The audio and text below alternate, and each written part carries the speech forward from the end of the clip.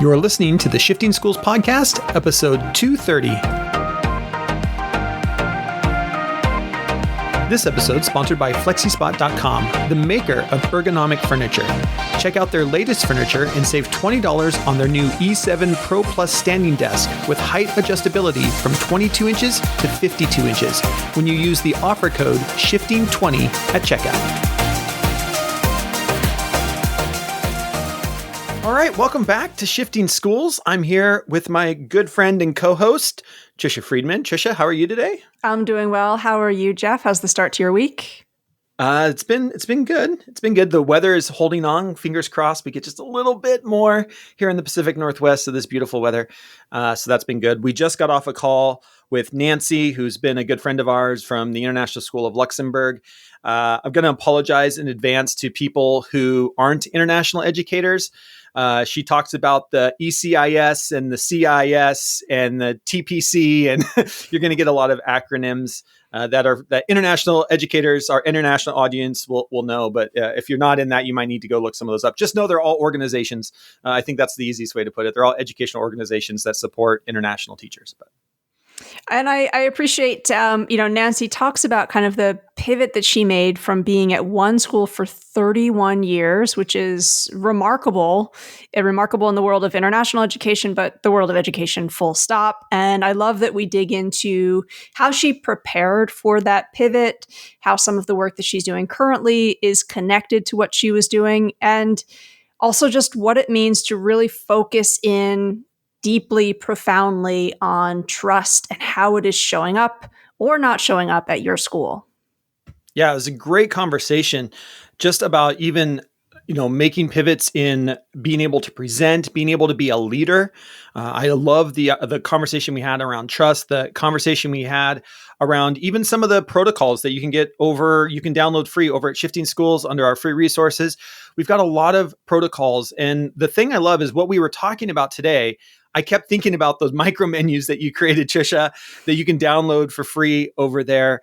How do we build trust? I love that you bring that up in today's episode, is this idea of how do we build trust amongst our teams, amongst our staff, and amongst our students in our classroom as well.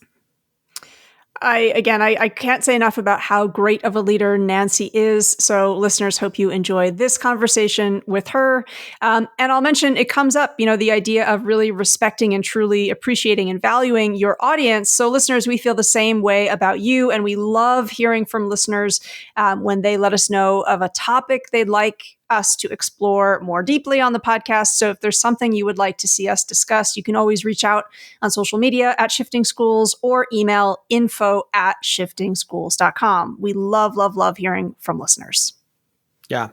So here's a great conversation with Nancy, all about collaboration, making the pivot from being a full-time educator into a consultancy role. She now is a leader over at ECIS, which is the European Council of International Schools.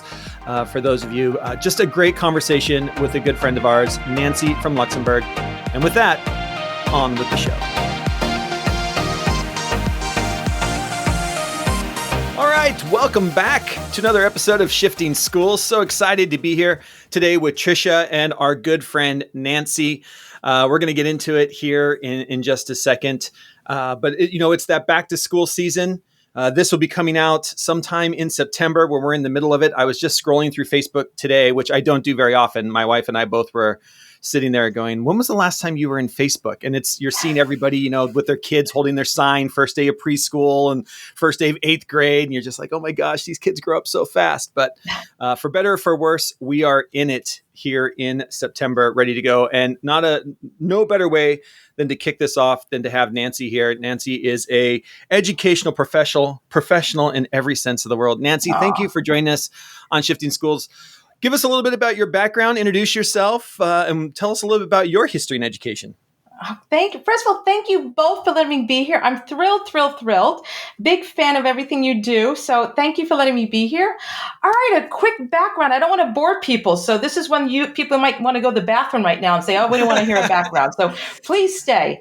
So just a quick background. I am from New York originally. I know you can't tell by the accent because I lost it.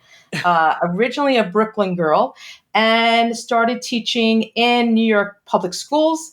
And then suddenly I met this guy and I thought he was cute, and he was Belgian. And that all of a sudden launched me into international education. And unlike many international educators, they go to 5, 6, 7 different schools. I was in the same school for 31 years. Which is quite unusual when you think of the journey that most educators take. But the positive was I was able to make incredible connections due to being involved with PTC and Learning 2 and CIS. So everyone makes fun of those educators that like, oh, I'm sorry, you've been at the same school for 31 years. And they always look at you and they tilt their head like, oh, you poor thing.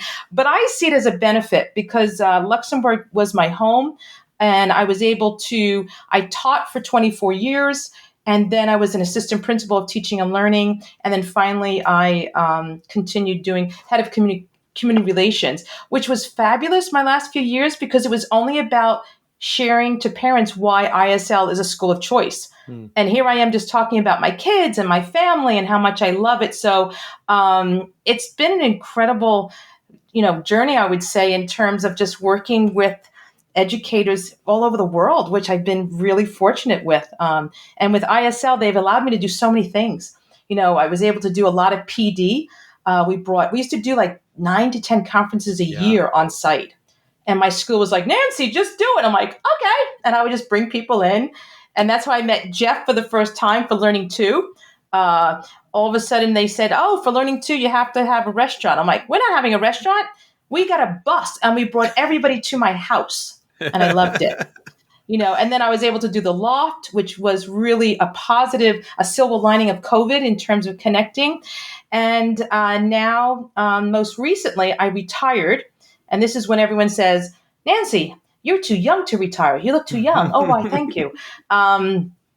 And I've started a new chapter, let's say, in terms of leaving ISL, which was very difficult because it's been a very supportive, and it's a loving, I know you can't say school is a family because you're supposed to really differentiate, but they really became quite close because when I started at ISL, there were like 200 children. And when I left, there were 1,300 children. Wow. I remember for my wedding, I invited the entire lower school staff. There was only 40 of them. You just thought, you just invite everyone. That's what you do. And now I could never invite the whole staff. That's like 350 people. That'd be quite a bill for drinks. So, I wouldn't do it that way. So now I am working for ECIS as the lead facilitator and trainer. So I'm kind of thrilled about that, that they took me on. Yay. Well, we're sure that they are lucky to have you, and we'd like to just get a few more details about the new roles that you have, and go into the specifics of sort of the work that you're doing and how that learning is perhaps connected to work that you were doing prior. Congratulations on the new chapter, but it's a chapter that is within the same book, if you will. Yeah. So we'd love to hear a little bit more about some of the organic links that are there for you in that work. I was very privileged, as I mentioned, that I was able to have, I had incredible directors, and one was Chris Bowman, and he's the one who watched me facilitate at ISL, and he was the one who said, you should start becoming a trainer. And this man was just a beautiful, that YouTube by Dudley about lollipop moments. He made lollipop moments for me every day. I mean, there's something about him, and I was able to tell him. So he got me into facilitation. So I was privileged to start working for PTC over 10 years ago. And then I got into facilitating for ECIS over about in 2014. So when this opportunity came up to be a lead facilitator, it was almost seamless because I've been doing that outside of my job. And also when I was an assistant principal, I loved facilitating meetings. I loved getting my phone and making them put their lights up as if we were in a concert. So for me, elevating voice and getting fun out of a meeting. And fun is not a negation. It's actually people learning more actively.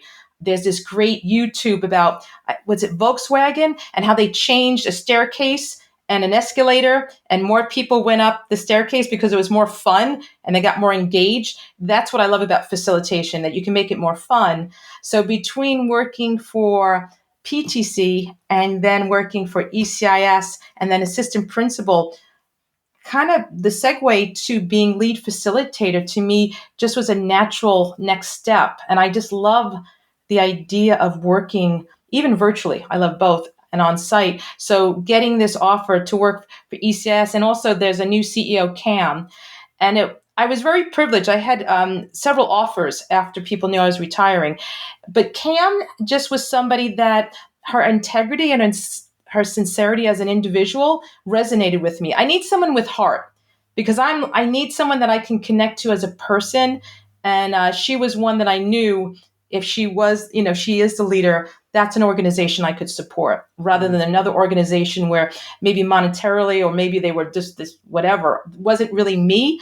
She's what I stand for in terms of international education. And again, having a pillar of who she is and what she wants to impact student learning. So how lucky am I to be with Cam and the team? And I knew the team already, which was great. So I'm like, lucky for me. Yeah. I love that we're having you on right now, because we know there's a lot of educators, as there is every year, moving into different roles and maybe finding themselves in a facilitator role for the first time, much like you're now full-time doing this facilitation work. What's maybe some advice that you have for those that find themselves in a facilitator role? And if you can speak to, because I think it's an interesting time to move into that role. As you were saying, the face-to-face is what we all love. I mean, as a consultant, I love being face-to-face, but we've all had to pivot a little bit and learn how to do stuff online. And I don't think that's going to go away for a host of different reasons. Can you kind of talk about what that's been like for you and what advice you give to people who find themselves in a facilitator role right now? I think you're right. Between it, the virtual will never go away. It provided such equity and connection that we never had. I think I got to meet Tricia more because of what happened during COVID than ever. I've never seen her really face to face. So for me, it's been a privilege. And I think schools are seeing it as well in terms of also cost and what you get in with attendance and enrollment really being quite volatile in terms of people's positions. Virtual is a way to get groups of teachers to get engaged. And when doing facilitation, I would say just virtually, the biggest, I would say, advice would be don't get the slide deck that you had for face-to-face thinking it's going to work virtually. Number one. Number two, you have to study it. It takes more preparation for me virtually than face-to-face. Because when I used to do face-to-face and I was like, I'm not really sure where I am right now. I'm like, okay, everybody, turn to your partner and talk and unpack and think of a 5-word summary. And inside I'm like, what am I doing next? And then they wouldn't even know it. But virtually, you're right in front of them. There's no way. So that intentionality of impact and engagement and scheduling, like I always think of 10-2. I speak for 10 minutes, 2 minutes of engagement. Like you have to have them unpack, checking for understanding. So number one, if you're doing virtual facilitation, it's the intentionality, it's the preparedness, and it's not the same skill set that you had on face-to-face. It's a totally new, and that's what I love what I'm doing now is I'm in a learning mode again. I'm researching people that I never thought. I've always used adaptive schools, but now I'm looking at this one resource I love. His name is Chad Littlefield. I love his work. I love his YouTube. It's all about, he does face-to-face, but he's done a real focus on virtual. And I'm relearning how to do certain types of protocols and strategies virtually. And that is the intentionality. I think some people, because I still go on a Zoom and people are talking to their slide deck and they have bullet points. And I'm like, are you kidding me? Like, have you read Zen presentation? Have you read Talk Like TED? It's like, and to me, I find it insulting after 2 years that people still think that's acceptable, that you really need to think about honoring people's time and respecting that their workday and ensuring that when they leave this situation, that they actually have a takeaway that's immediate. As soon as I see a PowerPoint where the person's talking and there's more than 7 bullet points, I'm like, thank you so much. I have another meeting. Like I just, it's being lazy to me. So in terms of virtual, it's that definite being prepared, and you have to relearn so many. I mean, Trisha, both of you know, we're all on it all the time. It was a Yeah. new landscape that a lot of facilitators did not realize the impact. Like what I'm doing, I'm talking too much right now, so I'm supposed to check for understanding right now. You know what I mean? Like it's Yeah. knowing when to stop talking, and also taking risk and trying new virtual spaces. Mm. I mean, a Zoom room is great, but how about Kumo space? What about Wonder? What about different types of ways to get people engaged? Because I hear about Zoom fatigue. I Hmm. don't think it's Zoom fatigue. I think it's just bad facilitation. Ooh, I agree 100%. You Trisha, know? how about you? We've done a ton of stuff virtually, and we've been learning a lot together as partners, and then trying stuff on. What are some advice that you have along? I mean, everything Nancy said nailed it. And do you have anything else you'd like to add? Yeah, I think, Nancy, underneath what you were saying is really this belief and this value that the folks who are a part of your session, we have to appreciate and value them, Mhm. right? And part of that means giving them the space to co-create, to collaborate.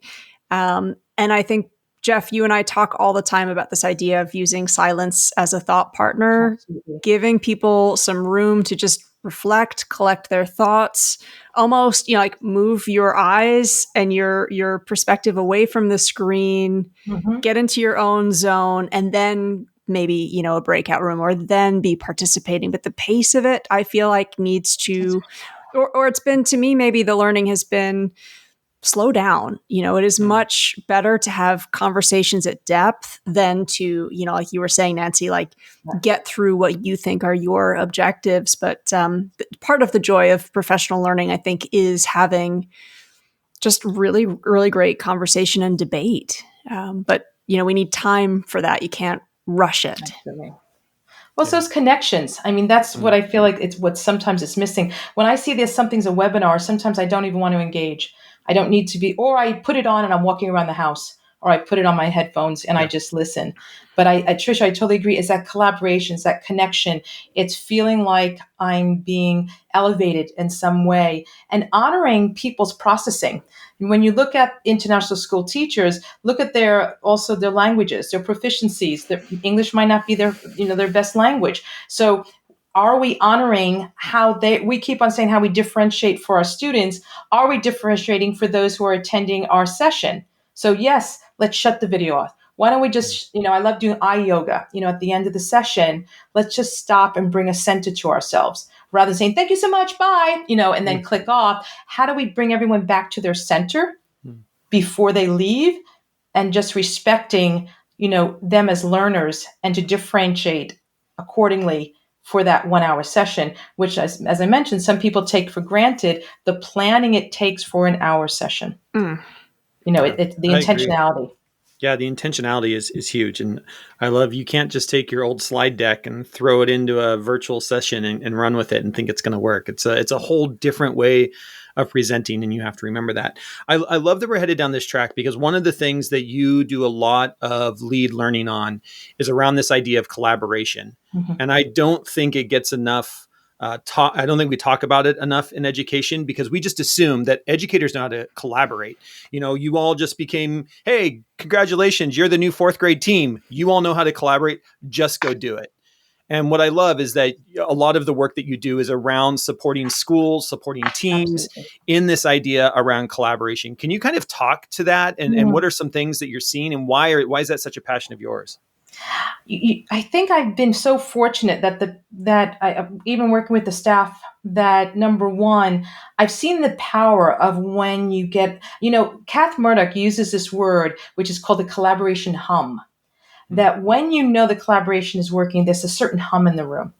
And recently, I've been proposing the idea of getting a balance, and this is not my work, it's from Hargraves, of getting a balance between trust and they call it precision. And precision is the use of strategies.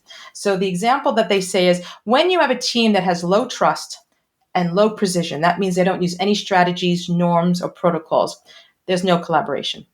Then they talk about the idea of when you have high precision and low trust. And that example is when you have a leader who's just telling what to do, how to do it at a meeting, and not allowing for the staff to unpack or teams to unpack, but that looks super organized because there's an agenda and you're doing this and this, but it's not allowing that reflection time. So that's contrived. Then they talk about then I mentioned the idea of when you have very high trust and low precision. And this is where I talk to teams as saying, you've been together a really long time. You have a very high trust. You know each other's kids and families. You know each other. And you just know every month you kind of do moderated grading. You don't know how you do moderated grading, but you know you do it. But imagine a new team person comes to your team. How do they know what is the parameters of moderated grading? They have no precision. They have no protocol. And it's actually ineffective because it's not part of the organization. It's actually because that team has such a high level of trust that they actually just can anticipate each other's actions. But yet for the organization, it's actually a real void because once that team goes or dissipates, you have absolutely no accountability of how that actually occurred in terms of how they spoke to one another to impact student learning. So then they talk about the idea of having high trust and high precision, using protocols that allow equal voice, that elevate voice, precision protocols, and that then develops the psychological safety, the idea of being able to get feedback. So it's those four quadrants that I find really, because a lot of teams that I've worked with at ISL, sometimes it's informal. They have that trust, no protocols. And then I've seen leaders that I visit schools, they show me, Nancy, I've done this. They do, drop in, and I'm like, that's great. But it's so contrived because within that time, teachers aren't really unpacking. They're pretty much being told what to do. So for me, when you see that, I'll use Kath Murdoch's word, that hum, I find it it's a high for me. I just think I love just seeing when people feel that they're actually embracing what the expertise of their colleagues are, that you don't get anything better than that within a school, I think. And it also validates who they are as educators, what they can bring.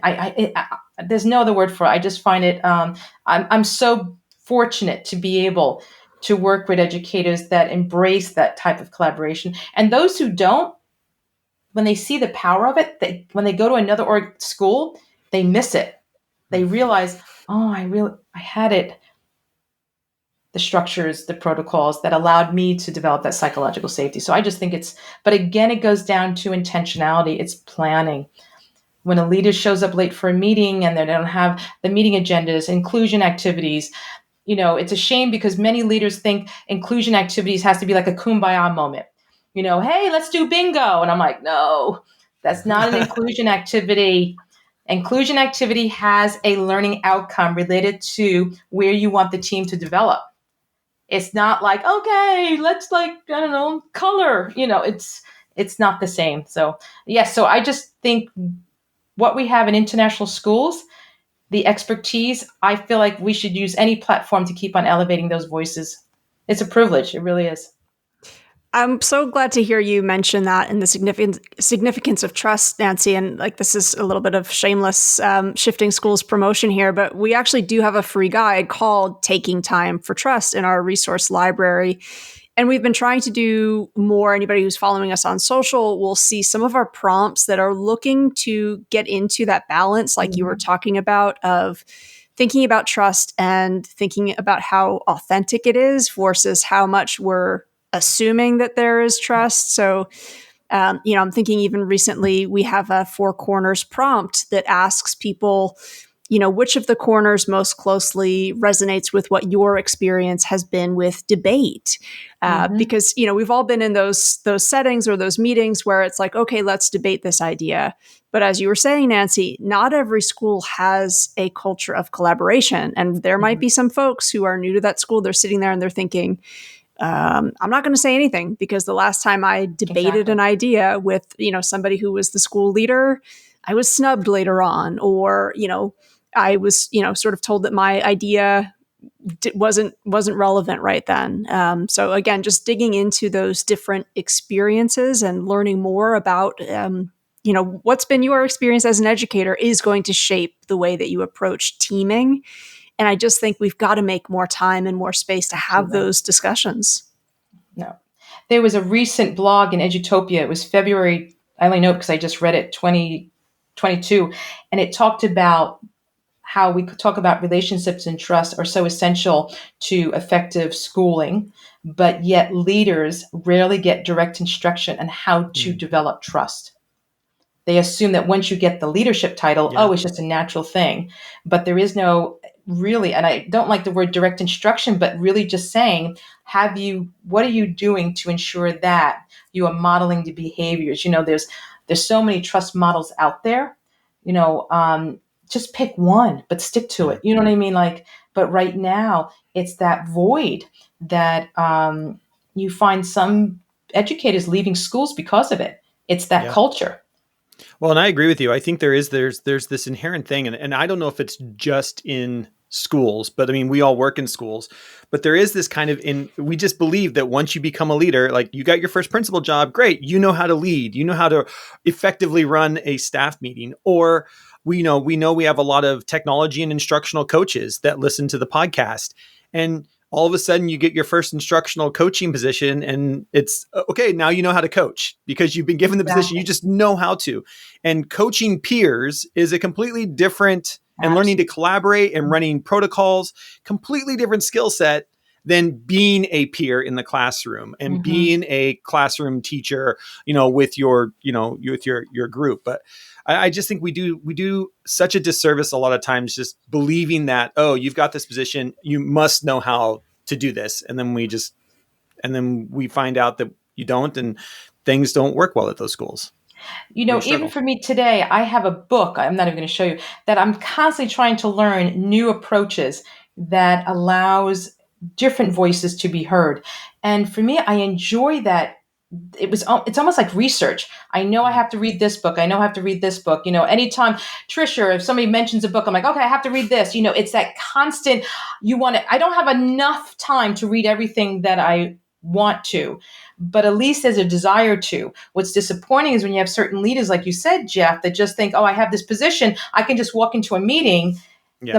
The behavior that you model as a leader in facilitation, to me, that is it's almost like you should be modeling what you want your teachers to be doing in the classroom. So if you're just talking to your staff for 45 minutes and you're not checking for understanding, allowing for engagement, elevating voice, well, how are you modeling what you want the teachers to be doing with their students? Yeah. And you got a slide deck that has 17 bullet points going through stuff. And then, it's this great, Adaptive Schools talks about triple track, that what you do as a facilitator should be applicable to the attendees that you are working with, should be applicable to your team, and should be applicable to, I say applicable today. I'm saying it very, very special today, to the students in your classroom. That if you have this certain approach or protocol, you should have 3 different environments or ecosystems that you could use them in. And I'm like, that's so true. If I'm doing, 3, 2, 1, 3 pieces of feedback, 2 questions, whatever, I can do it with my team. Yeah. And then I can also do it with my students. And I love that idea of triple track, that application between those 3 different cohorts. It just makes it, and then you can see the impact of it. Definitely. Yeah. And that's one thing I love. And Trisha, I'll let you talk to this, but I think our micro menus that we have over at Shifting Schools, again, in our free resources, the way that you've designed those micro menus are ways to get those conversations. You can use those in a team meeting. You can use those as a principal in a staff meeting, but a teacher can grab those and either make small little tweaks or just take and use them with kids. Like the same process, that same protocol of using micro menus works regardless of what's the relationship between the people in the room. And again, doesn't assume that there is trust, but seeks to build it. So there's choice in all of those. And I think that's for me, that's always like people talk about red flags, like how do you know something's going to be bad? But I love talking about green flags too, right? Mm-hmm. And I feel like I often will know a leader is mindful, is respectful, is caring of their team when they're always trying to provide choice, right? Like that's just such a great way that we can meet folks where they are. Nancy, you were talking about books, and I've been thinking a lot about this book called Big Feelings by Molly West and Liz Foslin. Folks might know some of their illustrations. They always turn up in places like Forbes and Harvard Business Review. They've got great little cartoons that they also say, hey, use this in your presentation if you would like. And they, I think, coined the phrase selective vulnerability. So they, talk about how leaders are always being told, you have to be vulnerable, you have to be, yes. And we also, have our own boundaries, right? So they really tried to frame it from choose the things in which you're going to be vulnerable about and will be meaningful for your audience, right? Like, Exactly. not everybody needs to know like my very personal story about thing XYZ, like what is going to be important to them and is comfortable for me to share. So I'm wondering, Nancy, again, you're entering into this complete new arc in your educational journey. It's difficult. I was so happy to be at the session where, you were kind of celebrating the end of your time at ISL. That was such a nice way, I think, to honor what you did for that community. Thank you. And I know that whenever people are in that position of, okay, I'm breaking away from something that, has been a part of my identity for years and years and years, starting that next thing is hard. And we will have many listeners who will be thinking that the jump that you've just made, maybe they're getting ready to make it. So selective vulnerability, Nancy, can you share some wisdom for those who are thinking, I want a new challenge? What's going to help me? For me, it was almost saying,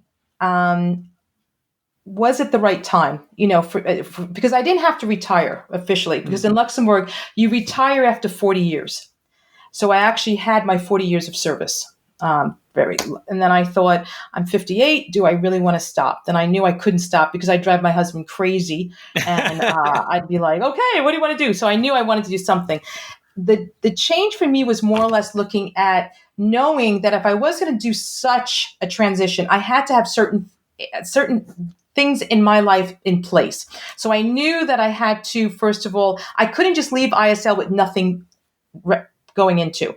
There's no way. I said, I have to, even if it's 3 days a week, I knew I had to be doing something. So knowing my personality, knowing I could not just sit in Kalen. I mean, I have cows behind me and forest. There's no way. So the first piece of advice, if you are going to have a change, ensure you have something that you're changing to. Some people I know have retired and then they didn't have anything that they were working towards. And it was kind of like a loss. They didn't know what to do with themselves. So for me, I was very fortunate that ECS was like, we want you. And I was like, oh my God, they really want me. They like me. They like me. Sally Field, the Academy Awards. They really like me. So that to me was a thrill. And then it was actually looking at my own personal space. Now that I was so used to going to school for 36 years, so I'd get up. I'm an early riser. I get up at 4:30. I'm at school between 5:30, 6, and I usually left around 7. And then that was my day. Suddenly, I'm home all day. So it's those typical things you read about. I had to make sure. So I cleaned my office. I made sure my space was really a workspace that differentiated from the house. And now for me, it was boundaries. Because when I worked at the school, if there was ever an issue, I'd be there at 7 o'clock on a Saturday or somebody needed help. Now I have to say, I'm offline now.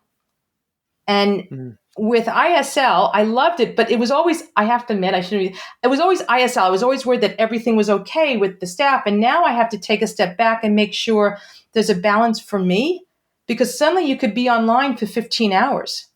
So I actually, so I guess advice number one, making sure you have a next step. For me personally, knowing my personality, know yourself. Once you've decided that, it's almost to think of your own personal space. I had to make an area in this house that was only for me. And then I had to set new boundaries for myself and to let people know. And I have to admit, Cam's been great about that, because I work 3 days a week.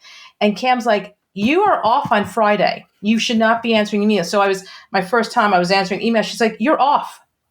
Yeah. You have to learn that. And she was so great about it. And I was like, oh, because even when you were off working in a school, you always did things. Yeah, you always did it. And now she's like, you're off now. You have to take time offline. And that was something really new to me. And I think the biggest change for me is now I really have to be much more intentional with connecting with people, because I went to school every day.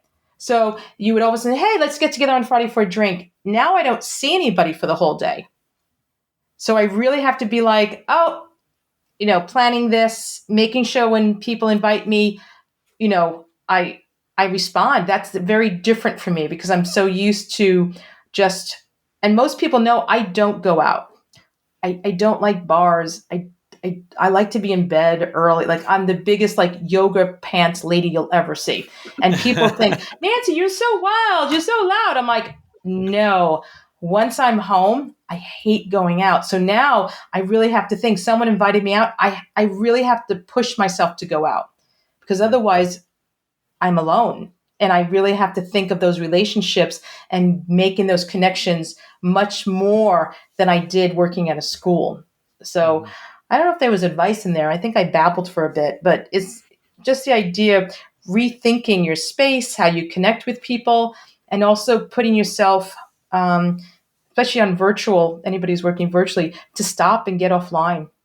That to me, you just think you're always online when you work at school. Now I have to say, stop. Even tonight, I thought, okay, I have this. And then, you want to get offline after this. And it's healthy and well-being. I think COVID elevated that. But now being a virtual, it's definitely much more on the forefront of when I think about when I start. So if I start at 5, I'll get off by 4. And I love that. I'm like, wow. That never happened. Got a half a day. I don't Seriously. do this half a day. I have a half a day. I could go shopping on a Thursday. Like I can get food shopping. I don't have to wait till Saturday anymore. I love that. Yeah. And I think that's one thing I found, I think both my wife and I found when we left the school, even when we moved back here to the States, my wife was a school counselor here at a public school for another 7 years here in Seattle. And so we still had those connections, right? We had the happy hour and there was, the school auction and you still had connections and then when we both are now working self-employed, and I wouldn't even say just working from home. I mean, we do work from home, but it's just being self-employed. When you're used, and I think you're right, in education, especially overseas, like international teachers will, I know I can just see everybody shaking their head. Like that becomes your friend group and you do everything together. And Tricia, how's it been for you? I mean, you guys have moved back now a couple of years. Have you found that it's different? It is different, but I'm thinking here in Canada, my wife's school are now trying to figure out, they've implemented, I think this started in France first, the right to disconnect law. So that's come to our province here in Canada. Wow. And so the school is trying to navigate, okay, so how do we want to organize communication around this? Do we want to encourage people making use of like the Gmail schedule send? Or do we really just want to lean into what that law is trying to implement, which is, like you said, Nancy, upholding that boundary around, no, I'm just not working right now. Exactly. You were talking about this next chapter and how that's good advice, but I really think actually that boundary is great for anyone everywhere, really questioning what are the work hours that are going to allow you to have the energy that you need to do what you do best, right? It's always good to think about that and think about, when we're creating presentations, right? We can tweak them. When we're working on lessons, we could improve it, find another thing. And then, an hour of our evening has gone by versus sometimes this thing is good enough and I'm going to have a little more energy for the students, for my peers. I'm going to have a little more time with my family. That's it. It's the family it's really family that, and at this time, my son, one son is living in London and I get to go see him now. I want to embrace where he is. And I was very fortunate. Both my boys went to school at ISL, so I was always able to see them. I don't know if they liked it because I knew everything, I know what you got on that test, the poor kids, and I was assistant principal and there's your mom always there. But it's really, and Tricia, I couldn't agree with you more.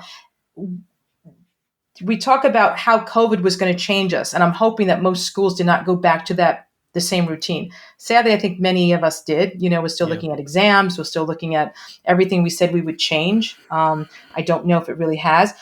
I do feel that COVID has made an impact in terms of pastoral care at schools, looking at the mental, social, the well-being of the students and the staff. And that has continued in terms of knowing the impact it will take on the students and the staff.